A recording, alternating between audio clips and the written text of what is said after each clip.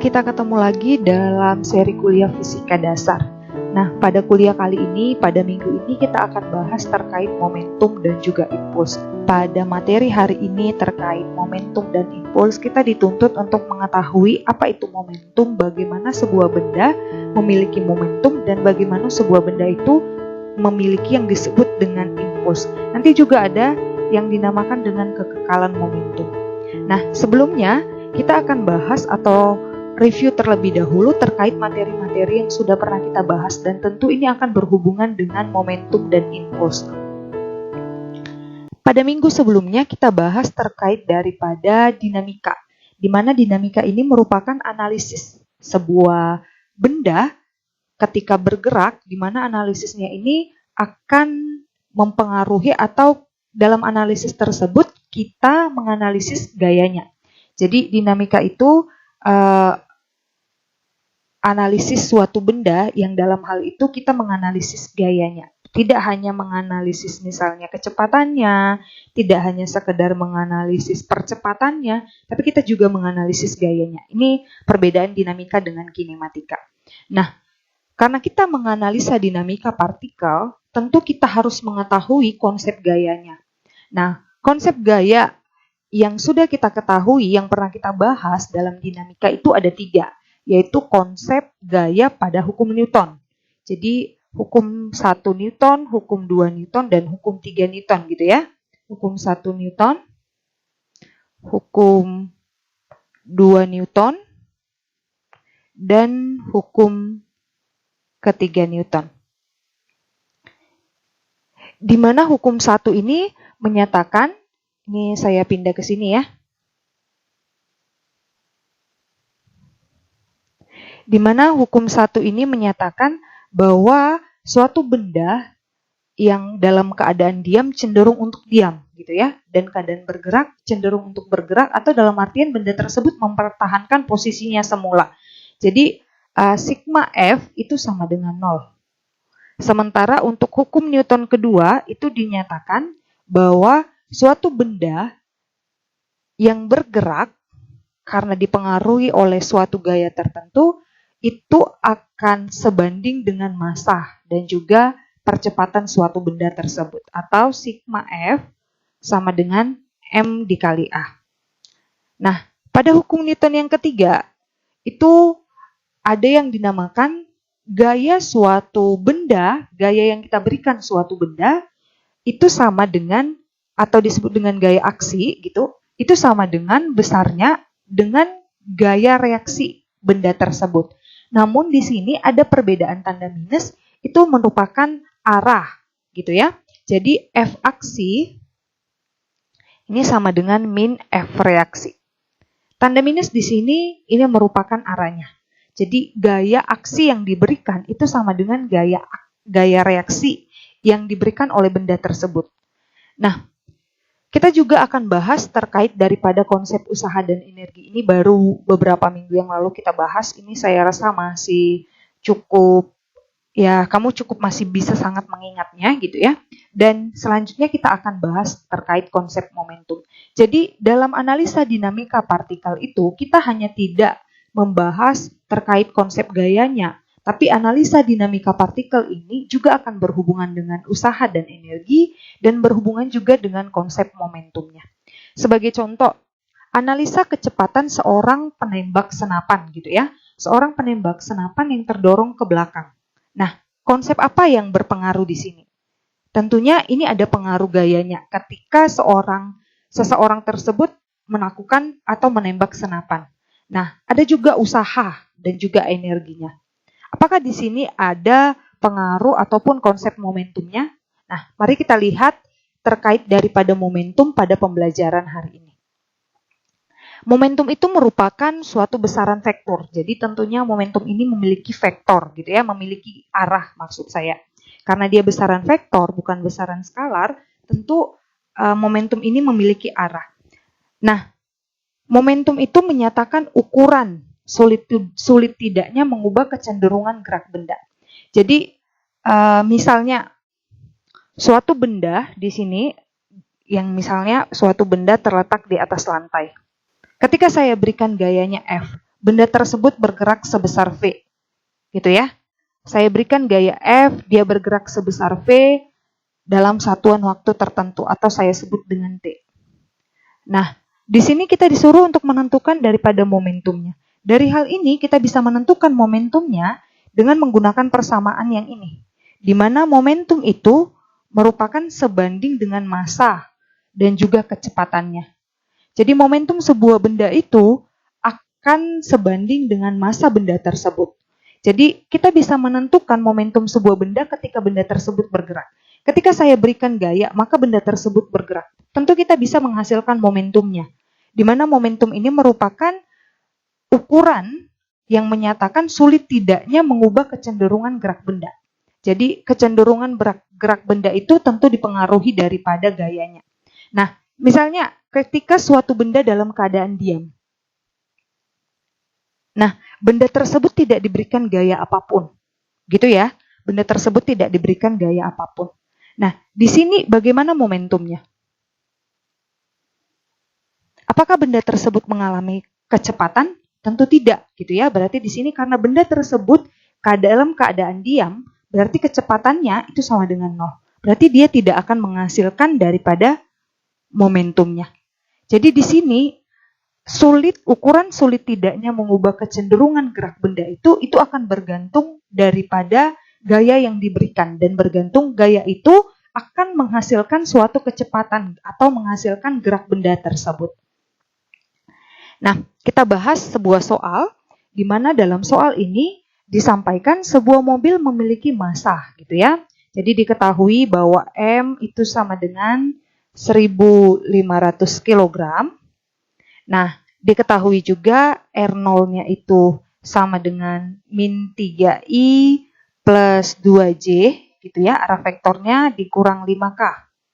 Nah, dan diketahui R akhirnya atau RI di sini ya.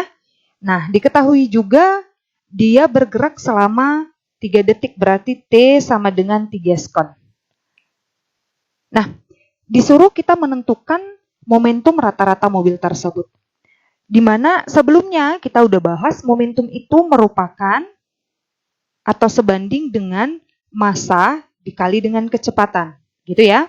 Nah, kalau ini saya tuliskan massa dikali kecepatan ini merupakan turunan dari posisi terhadap waktu. Oke? Nah, kalau saya buat lagi seperti ini, massa delta R per delta T. Gitu ya. Nah, delta R-nya itu merupakan posisi akhir dikurang posisi awal. Suatu benda yang bergerak. Posisi akhir dikurang posisi awal. Nah, posisi akhirnya itu tentu RI di sini. Berarti saya bisa buatkan seperti ini. M dikali RI-nya berapa? Min 2I plus 3K, gitu ya. Dikurang. Ini saya tutup kurung dulu. Dikurang. Saya buka kurung lagi, R0-nya. Berarti 3I plus 2J dikurang 5K. Nah, ini dibagi dengan delta T. Delta T di sini berarti T akhir dikurang T awal. T akhirnya itu berapa? 3 second, gitu ya. 3 second dikurang T awalnya. Sebuah mobil memiliki massa sekian, berpindah dari, dia tidak diketahui, berarti 0 second. Karena dia berpindah selama 3 second, berarti dia berpindah dari keadaan 0 second ke 3 second, gitu ya. Nah, ini bisa kita sederhanakan, berarti M, gitu, per 3 second kurang 0 second, berarti 3, gitu ya. Dikali ini. Sekarang kita sederhanakan ini. Berarti min 2i, gitu. Kita cari yang sama-sama variabelnya dengan vektor i. Berarti plus 3i. Selanjutnya plus 3k, gitu ya. Plus 3k, kita cari yang variabelnya sama-sama k. Plus 5k. Nah, yang selanjutnya negatif 2j. Nah, kalau ini kita sederhanakan, berarti masanya itu ini sudah dalam satuan SI semuanya ya. Berarti kita langsung saja 1500 per 3. Ini kita sederhanakan lagi. Berarti I gitu ya. Ini plus, dikurang. Kita ambil J dulu. Kurang 2J. Kemudian untuk variabel K, untuk vektor K, plus 8K. Oke, nah kalau ini kita sederhanakan, berarti kita dapat 500I. Ini langsung saja kita masukkan ke sini. Ini 15 bagi 3 itu 5 ya. Jadi 500I dikurang 1000J ditambah 8 kali 5. 4000K. Nah, inilah vektor rata-rata vektor. Inilah momentum rata-ratanya. Jadi, momentum rata-rata mobil tersebut kita bisa dapatkan yaitu 500I plus dikurang 1000J plus 4000K. Nah, selanjutnya pada bagian ini kita akan bahas mengenai impuls. Jadi ini berhubungan juga nantinya dengan momentum, bagaimana hubungan momentum dengan impuls itu sendiri. Momentum itu dapat kita kaitkan dengan gaya, di mana gaya merupakan perubahan momentum terhadap waktu. Jadi kita bisa simpulkan bahwa gaya itu sama dengan perubahan momentum gitu ya, turunan momentum terhadap waktu. Nah, karena ini merupakan perubahan momentum terhadap waktu, jadi kalau saya pindahkan ke ruas kiri, gitu ya, saya pindahkan ke ruas kiri, berarti, atau ini sama dengan F sama dengan turunan momentum terhadap waktu. Nah, ini saya pindahkan ke ruas kiri, berarti F dt itu sama dengan dp, gitu ya. Nah, saya sederhanakan, berarti saya integralkan. Yang ini tentu saya integralkan terhadap waktu. Oke, ini saya integralkan terhadap T0 ke TI, gitu ya. Nah, ini saya integralkan terhadap momentum awal, atau saya sebut dengan P0, dengan momentum akhir, atau PI, gitu ya. Nah, dari hal ini, kita bisa integralkan, kita sederhanakan, berarti F integral daripada DT. Integral daripada DT itu sama dengan T, gitu ya. Integral DT. Ini TI, T0, ini sama dengan integral daripada DP. Berarti P dengan batas atas itu PI, batas bawah itu P0. Nah, kalau ini saya integralkan lagi, oke, saya integralkan lagi berarti T, ini batas atas TI, ini batas bawah T0. Itu berarti sama dengan P, batas atasnya itu PI, batas bawahnya itu P0. Jadi, kalau ini saya sederhanakan, berarti F, gitu ya, F dikali T, I kurang T0. Oke? Ini sama dengan PI kurang T0. TI dikurang T0 ini merupakan perubahan waktunya, gitu ya. Berarti perubahan waktu akhir dikurang dengan waktu awalnya. Jadi ini bisa saya sederhanakan berarti F dikali delta T ini sama dengan delta P, di mana delta P ini merupakan momentum. Jadi dari hal ini, inilah yang disebut dengan impuls. Jadi impuls itu merupakan perubahan momentum yang terjadi. Sementara momentum itu merupakan massa dikali kecepatannya. Momentum itu merupakan massa dikali kecepatan. Nah, impuls itu merupakan perubahan momentum yang terjadi. Perubahan momentum yang terjadi ini tentu berhubungan atau sebanding dengan gaya yang kita berikan dan selang waktu tertentu yang kita berikan sehingga benda tersebut bisa mengalami pergerakan. Nah, ketika benda tersebut bergerak, gitu ya, yang pertama itu misalnya benda tersebut bergerak karena kita berikan gaya. Benda tersebut tentu mengalami perubahan kecepatan. Nah, kecepatan yang terjadi akan menghasilkan momentum. Berarti akan menghasilkan P. Nah, selanjutnya, momentum ini, perubahan momentum yang terjadi pada benda tersebut dalam selang waktu tertentu, itu disebut dengan impuls.